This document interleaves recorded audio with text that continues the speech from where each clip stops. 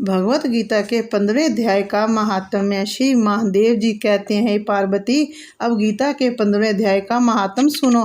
गौड़ देश में कृपान नरसिंह नामक एक राजा थे, जिनकी तलवार की धार से युद्ध में देवता भी परास्त हो जाते थे। उनका बुद्धिमान सेनापति शस्त्र और शास्त्र की कलाओं का भंडार था। उसका नाम था सर भेरुरंड। उसकी भुजाओं में प्रचंड बल था। एक समय उस पापी ने राजकुमारों सहित महाराज का वध करके समय ही राज्य करने का विचार किया। इस निश्चय के कुछ ही दिनों बाद वे हैजे का शिकार होकर मर गया। थोड़े समय में वे पापात्मा अपने पूर्व कर्म के कारण सिंधु देश में एक तेजस्वी घोड़ा हुआ। उसका पेट सटा हुआ था। घोड़े के लक्षणों का ठीक ठीक ज्ञान रखने वाले किसी वैश्य के पुत्र ने बहुत सा मूल्य देकर उस अश्व को खरीद लिया और यत्न के साथ उसे राजधानी तक वे ले गया। वैश्य कुमार वे अश्व राजा को देने को लाया था। यद्यपि राजा उस वैश्य कुमार से परिचित थे, तथापि द्वारपालों ने जाकर उसके आगमन की सूचना दी। राजा ने पूछा, किस लिए आए हो? तब उसने स्पष्ट शब्दों में उत्तर दिया, देव, सिंधु देश में एक उत्तम लक्षणों से संपन्न अश्व था, जिसे तीनों लोकों का एक रत्न समझकर मैंने बहुत सा मूल्य देकर खरीद लिया है। राजा ने आज्ञा दी, उस अश्व को यहाँ ले आओ। वास्तव में वे घोड़ा गुणों में उच्च शर्वा के समान था। सुंदर रूप का तो मानो घर ही था। शुभ लक्षणों का समुद्र जान पड़ता था। वैश्य घोड़ा ले आया और राजा ने उसे देखा।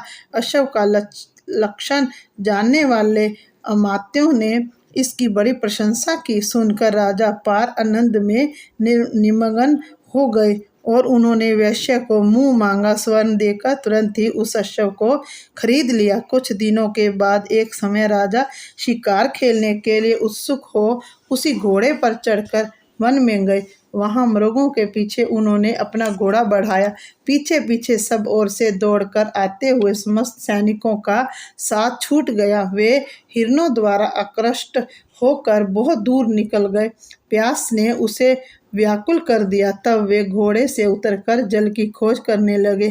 घोड़े को तो उन्होंने वृक्ष की डाली में बांध दिया और समय एक चट्टान पर चढ़ने लगे। कुछ दूर जाने पर उन्होंने देखा कि एक पत्ते का टुकड़ा हवा से उड़कर शिलाखंड पर गिरा है।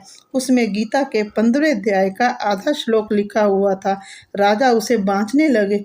उनके मुख से गीता के अक्षर सुनकर घोड़ा तुरंत गिर पड़ा और अश्व शरीर को छोड़कर तुरंत ही दिव्य विमान पर बैठकर वे स्वर्गलोक को चला गया। तत्पश्चात राजा ने पहाड़ पर चढ़कर एक उत्तम आश्रम देखा, जहां नाग, केसर, केले, आम और नारियल के वृक्ष लहरा रहे थे। आश्रम के भीतर एक ब्राह्मण बैठे हुए थे, जो संसार की वासनाओं से मुक्त थे। राजा ने उन्हें प्रणाम करके बड़ी भक्ति के साथ पूछा, ब्राह्मण, मेरा अश्व जो अभी अभी स्वर्ग को चला गया है, उसमें क्या कारण है? राजा की बात सुनकर त्रिकालदर्शी मंत्रवेत्ता एवं महापुरुष में श्रेष्ठ विष्णु शर्मा नामक ब्राह्मण ने कहा, राजन, पूर्व काल में तुम्हारे यहाँ जो सर्वमेरुदंड नामक सेनापति था, वे तुम्हें पुत्रों सहित मारकर समय राज्य हड़प लेने को तैयार था। इसी बीच में हैजे का शिकार होकर वे मृत्यु को प्राप्त हो गया। उसके बाद वे उसी पाप से घोड़ा हुआ था। यहाँ कहीं गीता के 15वें अध्याय का आधा श्लोक लिखा मिल गया था। उसे तुम ही बांचने लगे। उसको तुम्हारे मुख से सुनकर वे अश्व स्वर्ग को प्राप्त हुआ। तदंतर राजा के पार्श्ववर्ती सैनिक उन्हें ढूंढते हुए वहां आ पहुंचे।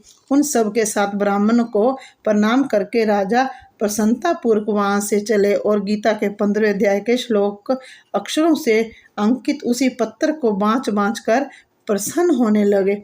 उनके नेत्र हर्ष से खिल उठे थे।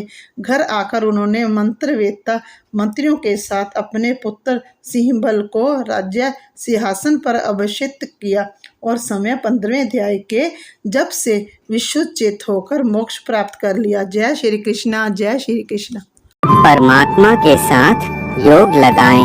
अगर आपने इसे पसंद किया, अगर ये अनमोल ज्ञान जो परमात्मा के द्वारा दिया गया अच्छा लगा, तो ऐसे और वीडियो को सुनने के लिए हमारे चैनल को सब्सक्राइब करें। आपने क्या सीखा कमेंट बॉक्स में अपनी राय दे। जय कृष्ण जय राधे।